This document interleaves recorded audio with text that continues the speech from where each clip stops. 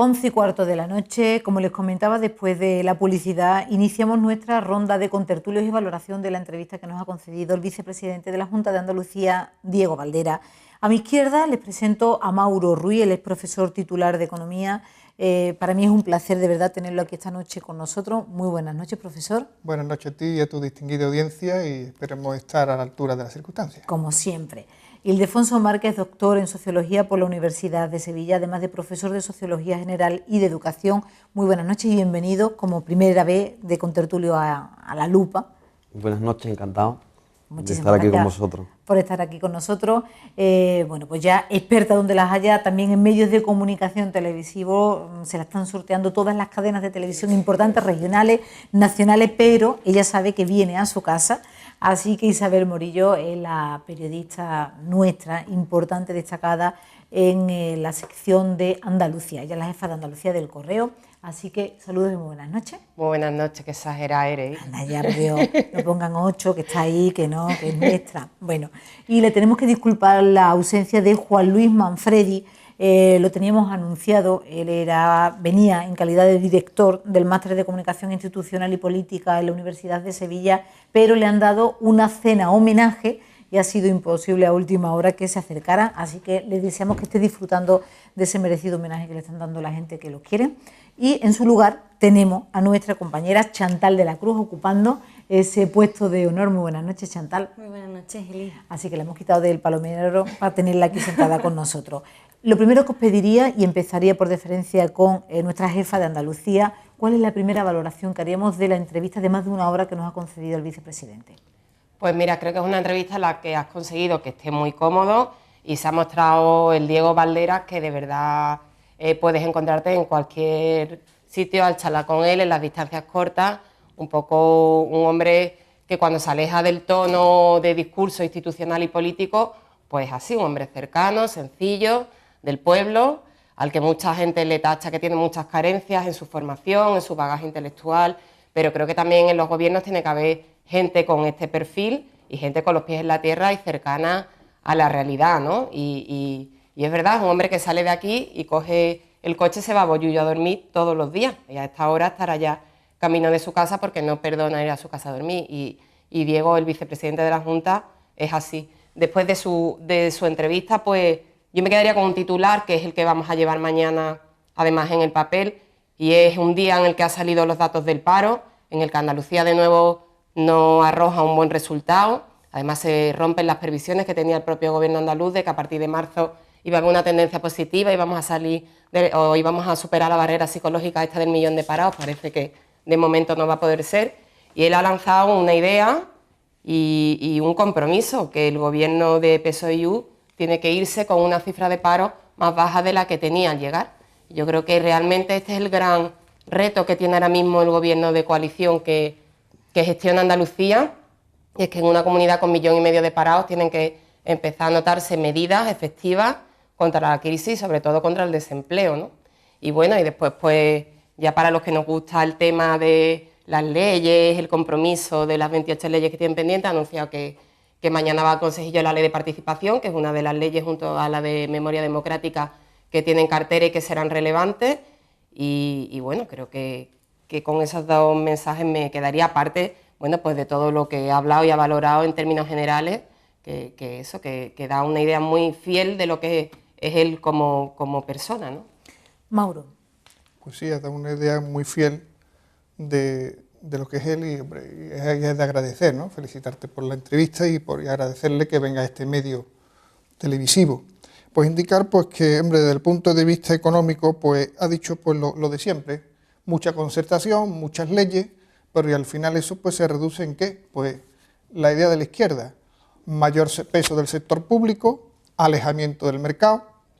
Eso pues lo que nos lleva es a una situación pues de paro masivo.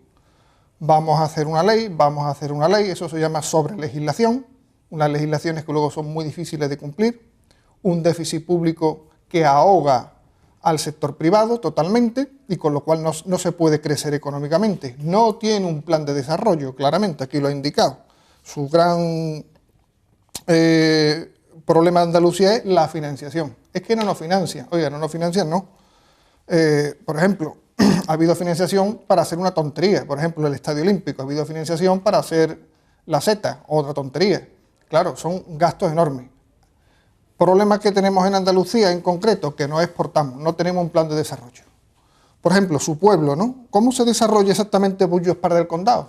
Se desarrolla en los años 20 gracias a la figura de Pérez y Vaca, que no la han nombrado, por cierto. Este señor funda la cooperativa Cautálico Agrícola y genera una clase media a través de la parcelación de varias fincas y se genera la figura del jornalero propietario. Da un cambio social importante, pero es que además no los abandonan a su suerte, sino que además se genera una cooperativa que produce un bien bueno, bonito y barato, un vino de excepcional calidad que se exporta. Ese mismo modelo de crecimiento económico y de desarrollo, sobre todo de desarrollo, es luego que se aplica en Lepe. En Lepe, en vez de exportar vino, exportan fresa y se han enriquecido. ¿Qué exportamos en el resto de Andalucía? Casi nada. ¿Qué podemos exportar? Poco. El primer puerto de España es el puerto de Algeciras. La Junta de Andalucía, después de 38 años de gobierno, no ha construido una línea férrea que permita sacar esos contenedores al resto de España. Empezaremos en el debate, profesor Mauro, pero quiero primero que el sociólogo también empiece con su primera valoración y luego ya tomáis la palabra. Bueno, a mí me ha parecido muy positiva la entrevista a Diego Valderas. La verdad que Diego Valderas a mí me parece una figura muy importante de la política andaluza. En primer lugar, yo valoraría que es un ejemplo en el sentido de que ha cumplido todos los hitos de movilidad social, o sea, viene de un origen súper humilde y ha conseguido llegar a la alta política regional. En ese sentido lo ha hecho con humildad. Yo creo que los partidos de izquierda necesitan ese tipo de figuras. Yo creo que los partidos de izquierda necesitan, por supuesto, tecnócratas o necesitan gente con formación técnica en su partido, pero por supuesto se necesita también gente luchadora, gente que tiene los pies en el suelo, que ha estado muy comprometida socialmente, y yo creo que es un ejemplo Diego Valderas. Yo creo que es otro ejemplo porque ha moderado mucho el partido. Yo creo que Izquierda Unida siempre ha sido un partido referente a nivel ético, siempre diríamos que utilizando a Max Weber, a un sociólogo, uno de los padres de la sociología, siempre se ha, digamos, manejado por la ética de la convicción. Pero la ética de la convicción no es una ética práctica, y hoy en día Izquierda Unida es un partido de la ética de la responsabilidad, un partido que gobierna, un partido que quiere gobernar, un partido realista. Y lo que pasa es que estamos en unos tiempos muy difíciles donde es muy difícil gobernar, porque no solo por la crisis económica, sino porque el radio o el alcance de las políticas a nivel regional no son las mismas que antes. Hoy en día tenemos una moneda que no es nuestra exclusivamente, y son mucho más difícil que antes llevar las políticas para adelante. Pero a mí me parece muy positivo, tanto a nivel personal como a nivel político, la figura de Diego Valderas. Y Chantal de la Cruz, desde las redes sociales, ¿qué nos están comentando? En las redes sociales tenemos bastantes comentarios y de todo tipo. Y bueno, podríamos señalar, por ejemplo, el de Lucía, que dice: la corrupción, el descrédito de los políticos, la Junta parece Marbella, Malaya y nos resignamos. Por otra parte, Carlos Martín: señor Valderas, ¿cuál es el motivo de la lentitud de las becas para los estudiantes? La gente pues piensa en su motivo particular porque no se preocupan de grandes proyectos, porque tampoco es su motivo. Pilar, por ejemplo: señor Valderas, ¿qué mensaje de esperanza puede darle a tantos desempleados como hay en nuestra comunidad? La gente simplemente se ciñe a los datos que tenemos actualmente del paro, que el mismo vicepresidente ha dicho que aún así sigue siendo muy mala la cifra, aunque haya habido un descenso del empleo. A partir de ahora, empezad con vuestras polémicas. Isabel, estabas queriéndole responder al profesor. No, sí, ha comentado Mauro el tema de las exportaciones. Creo que es el único dato que tiene positivo Andalucía desde que estalló la crisis. Hemos batido por 4 años consecutivos nuestro récord de exportaciones. Creo que ahora mismo, si algo salva y tira de la economía andaluza, es la capacidad exportadora de muchas empresas, sobre todo agroalimentarias y de otros sectores, que es sorprendente que lo están haciendo muy bien, y me sorprendía por eso la contundencia con la que decías que en Andalucía no se exporta, cuando creo que tenemos muchísimos defectos y muchísimos males, pero estamos exportando, estamos batiendo récord, además comparado con otras comunidades autónomas y por encima de la media de España, que nos haría falta muchísimo más, por supuesto. Y respecto al corredor ferroviario, que también comparto contigo que es una de las, bueno, el corredor ferroviario de Algeciras, de las grandes necesidades. Algeciras, Medina Sidonia, Jerez de la Frontera. Sería fundamental que el puerto de Algeciras tuviera una conexión ferroviaria, que es increíble que en 30 años no la hayamos conseguido. Y también, yo en eso no, pero un momentito, le tengo que comentar férrea... que es una demanda histórica del gobierno andaluz, de todos los presidentes. He tenido oportunidad de hacer campaña con 3 de ellos y reiteradamente lo piden, y es que este es el problema de la periferia, por eso es bueno el estado de las autonomías, porque Madrid mira para otro lado y ahora mismo hay un proyecto de corredor ferroviario y el gobierno central, igual que antes no lo hizo Zapatero, ahora no lo está haciendo Rajoy, está fomentando y priorizando el corredor hacia arriba, hacia Levante y hacia Castellón. Simplemente... Sí, pero yo te digo la situación andaluza. Andalucía necesita ese puerto, que ese puerto esté bien conectado, y no lo está. Llevamos 38 años así. Es lamentable. Yo ahí me retrotraigo pues a la línea férrea Santander, a la famosa línea férrea que se iba a construir en los años 20, Santander-Castellón, y al final no se construyó por presiones varias y múltiples, con lo cual resulta que el comercio, hubo una desviación de comercio desde Andalucía hacia el norte de España, y los puertos importantes se resultaron ser un puerto muy malo, que es el puerto de Bilbao y el puerto de Barcelona, y los puertos andaluces, oye, medio muertos. El puerto de Málaga, por ejemplo, era el segundo puerto en el siglo XIX y ya no lo es. Y respecto a la situación andaluza, Andalucía, desgraciadamente, pues tiene un sector agroalimentario muy potente, pero pequeño, potente pero pequeño, y luego carecemos totalmente de industria. Y en la parte que ha indicado el señor Valdera, pues como su gran proyecto económico. No, hay un proyecto de reparto, del mito del reparto, pero no hay una generación real de riqueza, no hay unos proyectos industriales. Hombre, que una persona que venga del Partido Comunista no hable de por lo menos un plan quinquenal o algo parecido, pues nada. Entonces, ¿cuáles son las grandes? Desgraciadamente, pues como decía uno de nuestros oyentes, ¿no? Pues el problema de la corrupción. La gente ve a los políticos pues como una banda de embusteros y panzas holgazanas. Claro, pues eso es muy complicado. De hecho, por ejemplo, cuando se acercan ahora las elecciones, el gran partido es el partido del voto en blanco. En Sevilla es el 30% del voto en blanco, que es una barbaridad. Claro, con lo cual nos da una idea de lo, como decían Ildefonso, desde el punto de vista, bueno, sociológico, el desapego que se está produciendo y lo peligroso que eso es. Claro, pues nos va haciendo que la economía andaluza, pues vaya estancándose, una economía estancada, una economía que no crece, una economía que es la que no se invierte, una economía que no genera confianza. El tema de los ERE es muy peligroso, y yo pues me gustaría que eso se resolviera de alguna forma contundente, que diera ejemplo. Miren ustedes, por ejemplo, hablaba el señor Valdera, aquí tengo las notas que he ido tomando.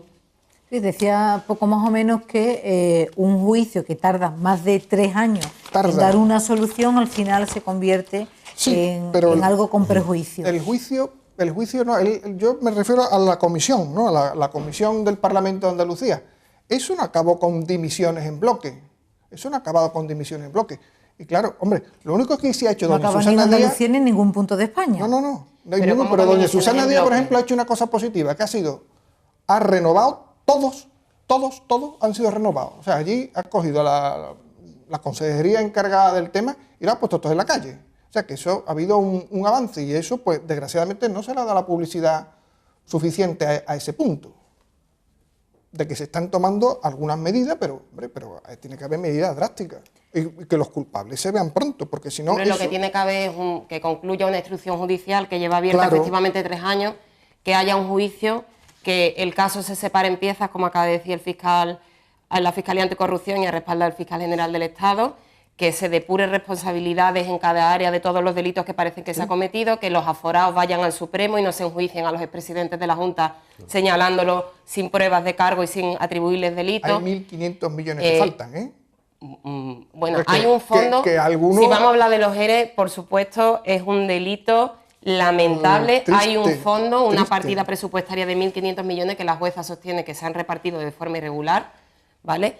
Pero no se han defraudado 1.500 millones de euros. Los propios atestados de la Guardia Civil hablan de que se ha podido defraudar entre 150, 170 y 200 millones de euros. Que aunque hubiera sido un euro, es lamentable, porque además ha habido un sistema de gestión nefasto durante una década en que ha permitido... un fondo de reptiles enorme, unos estómagos agradecidos más grandes todavía, y claro, eso desde el punto de vista de la inversión es nefasto, porque claro, el inversor que viene a Andalucía, claro, una inversión industrial, que es lo que a nosotros nos interesa. ¿Eso de verdad crees que os lo lanzo a la mesa? Yo no creo que eso tenga consecuencias ninguna. Yo creo que cuando los trabajadores son productivos y el empresario gana dinero, yo no creo que esté pendiente de los ERE. Sí. Los ERE pueden ser una consecuencia de una mala administración, Valencia, pero no creo yo que sea... en Barcelona. Sí, igual. Allí la cosa va. Vamos a ver, si esto es general de España. Pero... profesor. O sea, que a nosotros nos afecta más, perdón. Yo creo, o sea, a mí eso de que necesitamos un modelo de desarrollo nuevo, yo estoy totalmente de acuerdo. El problema es que es difícil, el problema es que es muy difícil. Y el problema es que no tenemos los recursos, ni los recursos humanos, ni los recursos hoy en día económicos, no lo tenemos. O sea, cuando hablas de recursos humanos, ¿hablas de formación? Sí, hablo de formación. Tenemos nuestra pirámide... Tenemos un rombo en nuestra pirámide, o sea, tenemos una pirámide invertida en educación, tenemos unas bases, tenemos muchísimos universitarios, pero después tenemos muchísima gente con educación básica. Y después tenemos muy poca gente con educación posobligatoria, que es la mayoría de los países tienen poca gente con fracaso escolar y poca gente en la universidad. Nosotros somos todo lo contrario, tenemos mucha gente en la universidad y tenemos, o sea, de formación, y después la universidad, en cualquier área, en el área científica, en el área intelectual, no estamos al nivel de nuestros compañeros europeos, tenemos que ser sinceros. Y cambiar de modelo de desarrollo cuesta trabajo. Por ejemplo, a mí lo del sector de la mina, me parece muy bien lo que ha dicho Diego Valdera, pero que un modelo de desarrollo, sí, ¿cuál?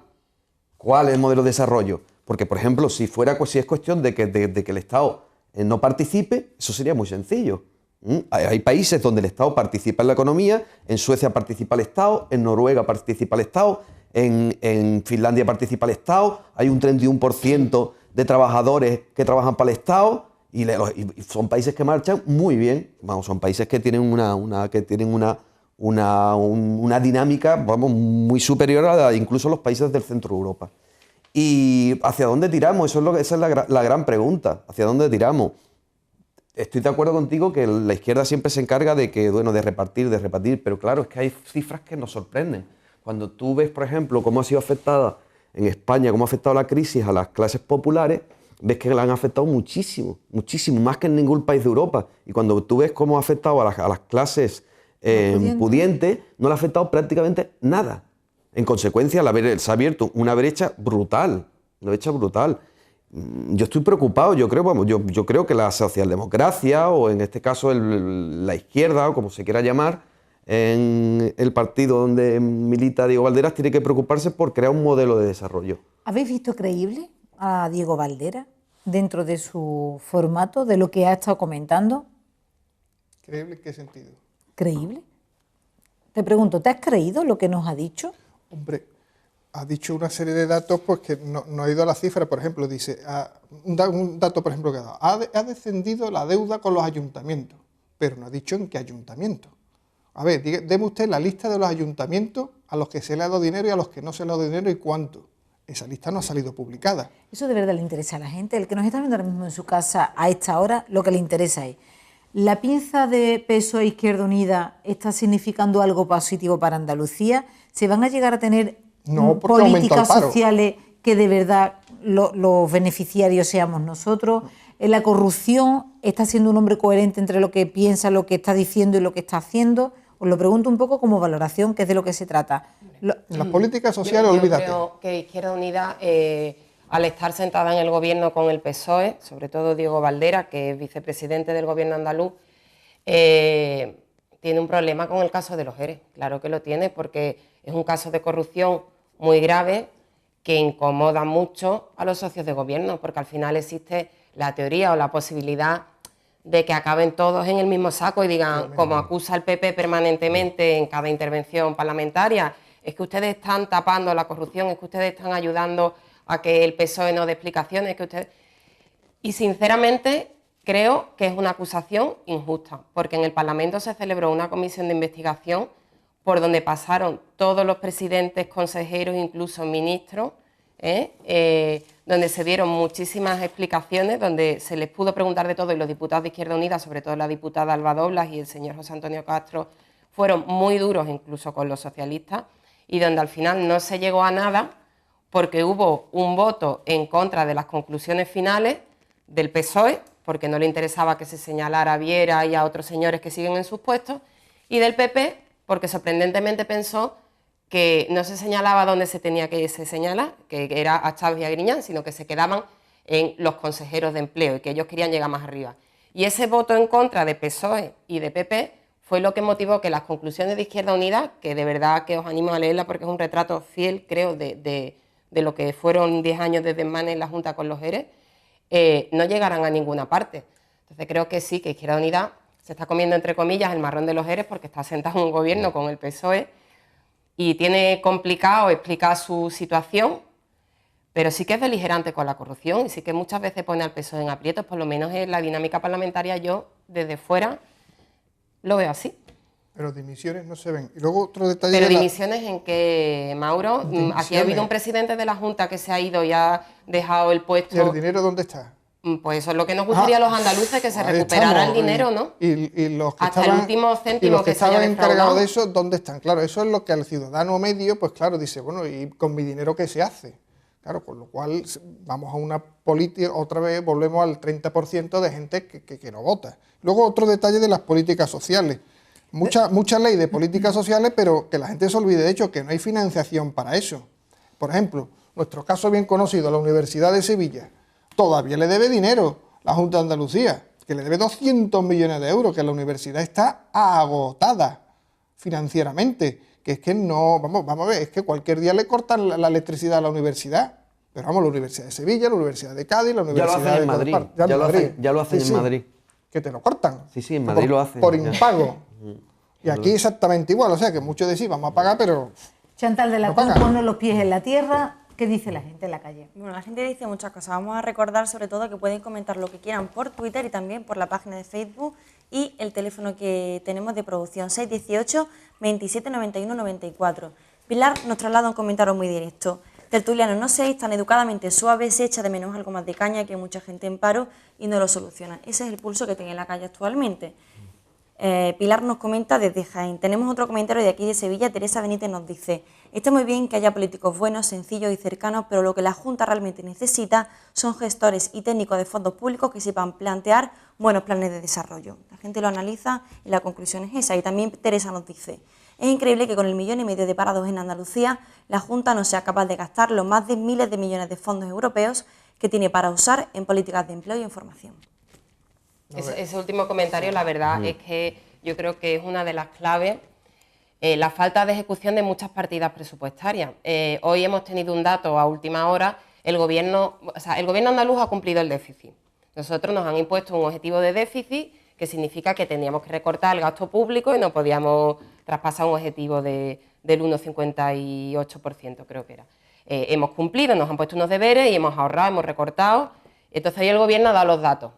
Andalucía ha recortado 737 millones de euros. Es decir, eso de que el gobierno de PSOE e Izquierda Unida no recorta, no, señores, para cumplir el déficit hay que recortar. Hemos recortado 737 millones de euros. Es verdad, en otros sitios se recorta pues privatizando servicios sanitarios, dando menos dinero a la educación. Aquí se elige recortar de otra manera. Pero también ha dicho el gobierno que hemos recortado incluso 45 millones de euros más de lo que nos pedían. Eso es lo que viene a significar que es que hay mucho dinero en el presupuesto que no es que se esté recortando, es que no se está gastando. Y eso es un síntoma claro de ineficacia y de que la gestión que sobre un solo euro cuando 1,5 millones de parados, o que no se gaste un plan de empleo en un municipio, o que eso es intolerable. Y en realidad esa es una de... Bueno, yo es que he empezado así la intervención, ¿no? Que creo que es que el gobierno andaluz tendrá credibilidad y el pacto de PSOE tendrá credibilidad si de verdad, aunque no sea solo su competencia, también sea del gobierno central, pero si de verdad se ponen medidas en marcha que ayude al 1,5 millones de parados que hay en la calle, y en ese sentido es complicado. Quiero lanzar a la mesa de debate otro asunto. Cuando estábamos hablando con el vicepresidente comentaba: Andalucía tiene presupuesto, cantidad de personas y volumen de un país. No nos vamos a comparar con Francia, pero evidentemente con los países de reciente incorporación a la Unión Europea.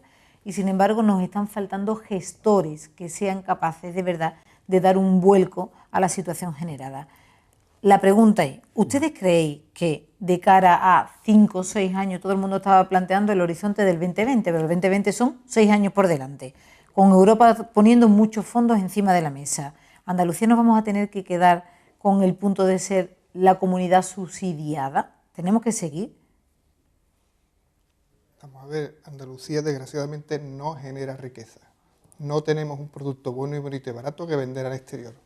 Y ya está. Y la situación de Andalucía es de un país del tercer mundo. Tenemos turismo, tenemos Claramente. agricultura, podríamos tener Tenemos- industria con no el mar, tenemos industria. podríamos Si el tener problema básico de industria Andalucía- olivalera. No tenemos Andalucía industria. tiene un potencial y unas infraestructuras que, perdóname, no frivolices, el Sí, tercer sí. mundo no puedes decir que es Andalucía. Vamos a con ver. un mínimo de rigor. Andalucía tiene una renta a día de hoy de 16.000 euros. De 16.000 dólares más o menos. La media española está en 22.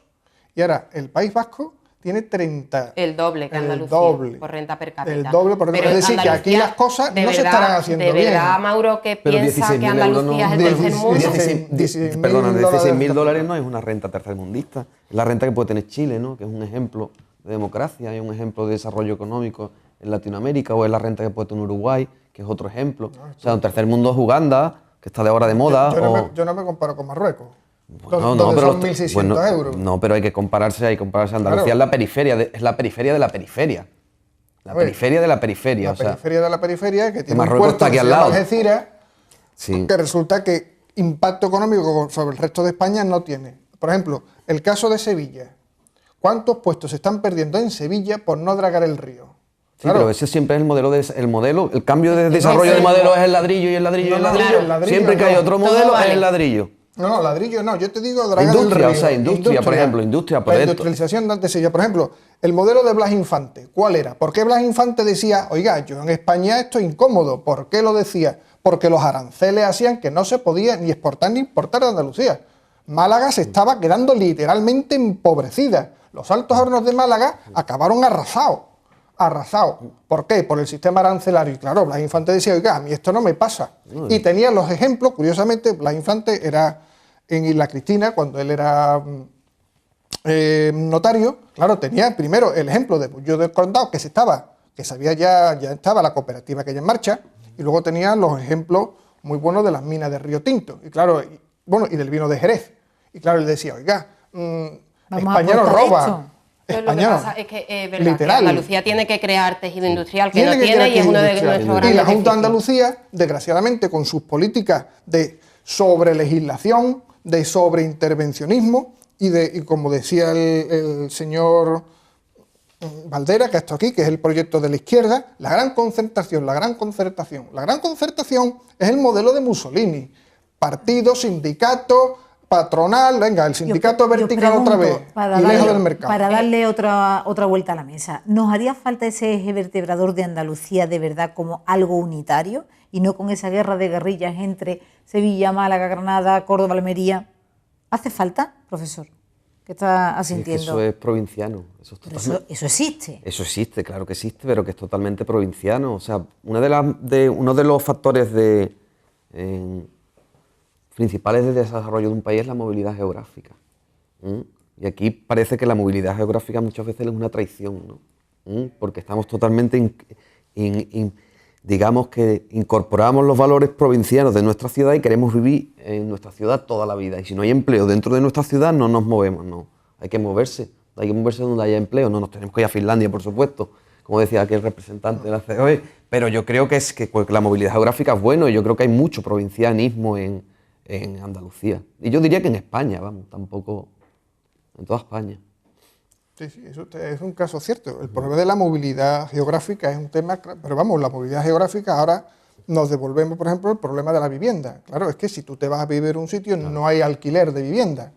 Y esto es una cosa, hombre, que en Andalucía yo espero que las autoridades le metan mano a eso y es el acaparamiento de vivienda. Hay muchas viviendas construidas y vacías y mucha gente sin vivienda. Oiga, esas viviendas o las regalan o las dan a bajo precio o las venden como sea. Dígaselo a los bancos y a los Sí, no, y promotores desde aquí se lo digo a los bancos y a la Junta de que Andalucía. regalen sus viviendas porque Que no le pongan un venden, pero impuestazo. no es que la regalen, es que no la sacan ni en alquiler social la mayoría. Efectivamente, no, la tienen ahí acaparadas, enormes bolsas de vivienda Claro, con lo cual hace que... Pero en eso sí estaría usted de acuerdo en que haya intervencionismo público, es decir, en que la Junta intervenga, ahí sí, ¿no?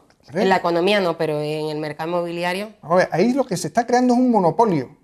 Entonces el Estado tiene la obligación de partirlo por el eje y un acaparamiento. O sea, eso no es el mercado. El mercado es que tú vas y compras y vendes lo que quieres.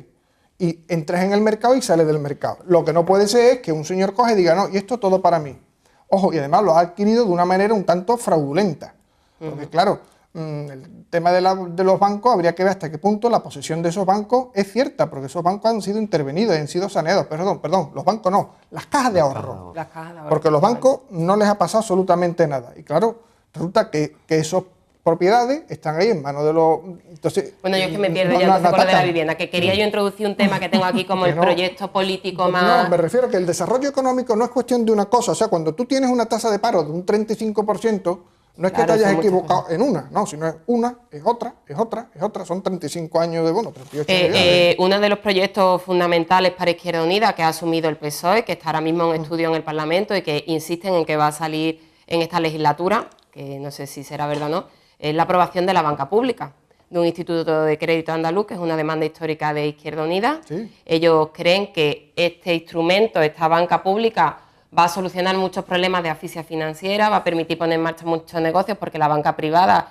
sigue sin hacer que circule el crédito, que va a obligar también a la banca a poner a circular dinero, porque el problema de Andalucía efectivamente es que tiene que atraer industria, que es complicado. Bueno, tenemos que celebrar que haya venido Acerinox y por más o menos que le hacemos la ola, que también no entiendo yo muy bien que un gobierno tenga que ponerse a los pies de ninguna empresa, pero bueno, es verdad que es una industria que ha optado por venirse a los barrios en vez de seguir tributando en Madrid y hay que agradecérselo y es muy positivo para Andalucía.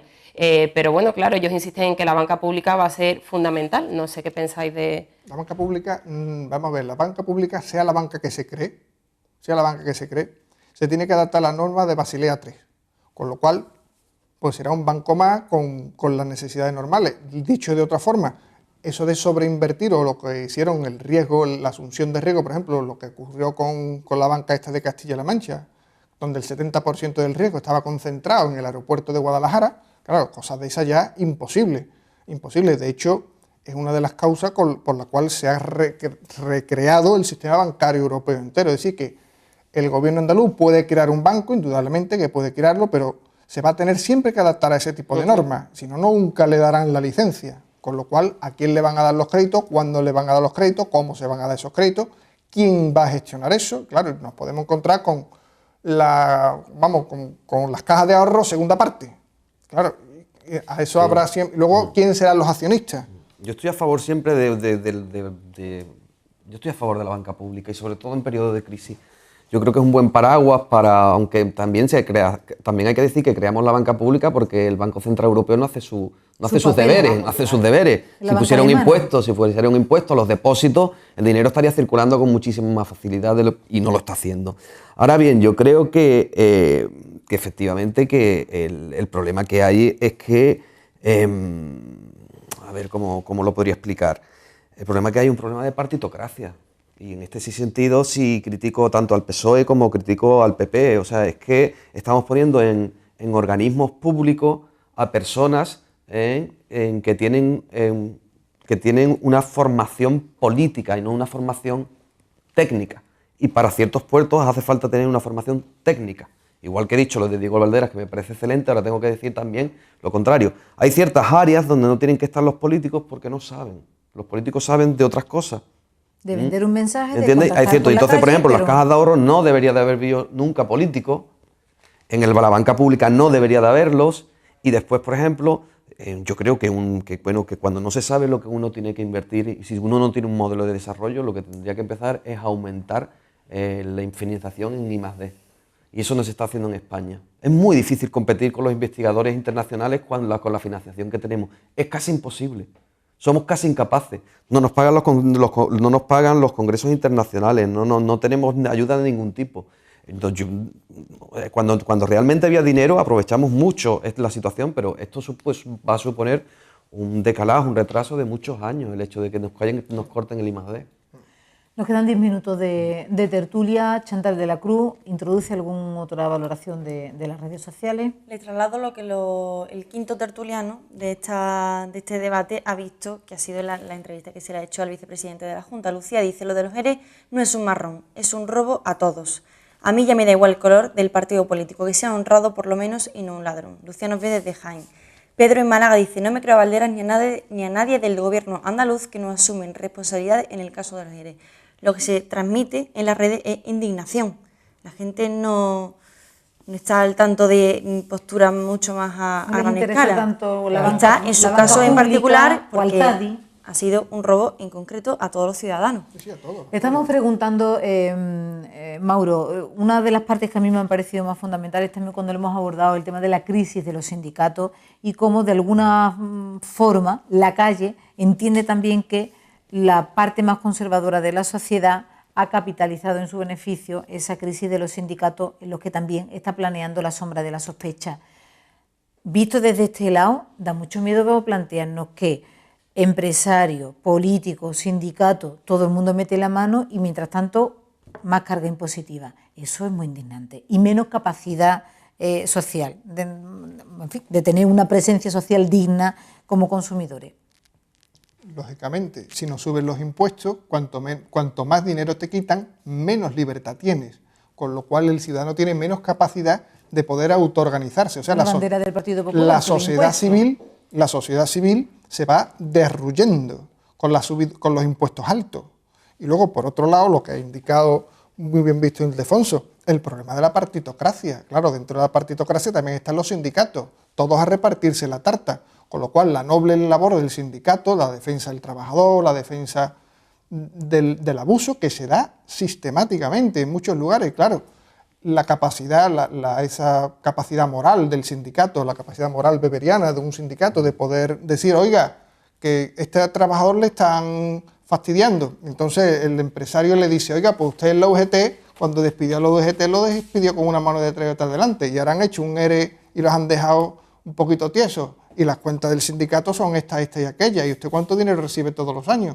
Pero claro, a los sindicatos le echan las cuentas y claro, como viven de las aportaciones públicas, saben que están en el boletín oficial del Estado. Claro, y la gente dice, oiga, ¿y usted con el dinero que ha hecho? ¿Dónde está?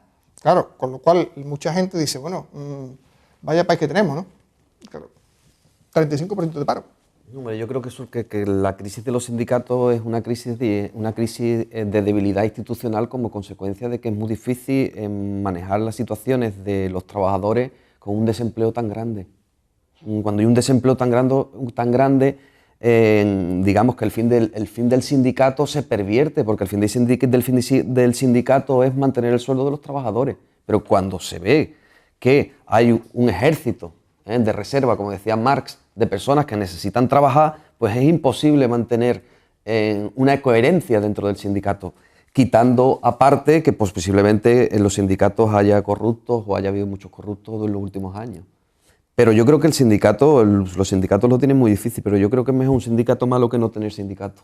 Es que esa es la clave. Yo creo que al final es verdad que la gente está indignada, pero creo que nosotros no podemos contribuir a hacer un discurso de trazos gruesos y decir que todos los políticos son unos corruptos y que todos los sindicatos son unos corruptos y que todos roban porque al final, si no hay política, si solo hay tecnócratas o gestores, mandan los números y la economía y así nos va. Si no hay sindicatos, mandan los grandes empresarios y los trabajadores que lo estamos pasando tan mal, así les irá. Entonces yo creo que hay que ser muy rigurosos, denunciar todo lo que se haga mal, apartar y obligar a los partidos a no tener ningún tipo de tolerancia, a los sindicatos que deben dar ejemplo y que tendrían que ser ejemplares en la administración del dinero público, apretarlos para que no tapen y aparten a todos, pero hacer un discurso de grandes titulares de que todos los políticos son unos corruptos, de que en 30 años en Andalucía no se ha hecho nada y de que somos un país tercermundista, me parece que es peligrosísimo, la verdad.